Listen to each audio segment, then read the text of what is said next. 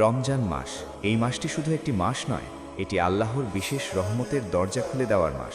আর এই মাসের প্রথম 10টি দিন হল রহমতের 10 দিন, যেন আসমান থেকে রহমতের বৃষ্টি ঝরে পড়ে বান্দার উপর। রাসূলুল্লাহ সাল্লাল্লাহু আলাইহি ওয়াসাল্লাম বলেছেন, রমজানের প্রথম 10 দিন হল রহমতের, মধ্যের 10 দিন মাগফিরাতের, আর শেষ 10 দিন জাহান্নাম থেকে মুক্তির। প্রথম 10 দিনে আল্লাহ তাআলা তার বান্দাদের উপর বিশেষ দয়া ও অনুগ্রহ বর্ষণ করেন। এই দিনগুলোতে প্রতিটি নেক আমলের সওয়াব বহুগুণে বাড়িয়ে দেওয়া হয়। একটি নফল ইবাদত ফরজের সমান হয়, আর একটি ফরজ 70টি ফরজের সমান সওয়াব বহন করে। এই 10 দিনে বেশি বেশি তাওবা করো, কারণ আল্লাহ তাওয়াবুর রহিম, তিনি বারবার তাওবা কবুলকারী। বেশি বেশি দোয়া করো, কোরআন তেলাওয়াত করো, দান সাদকা করো, রোজার পাশাপাশি নামাজে মনোযোগ দাও, বিশেষ করে তারাবি ও তাহাজ্জুদে। মনে রেখো, এই রহমতের 10 দিন একবার চলে গেলে আর ফিরে আসে না।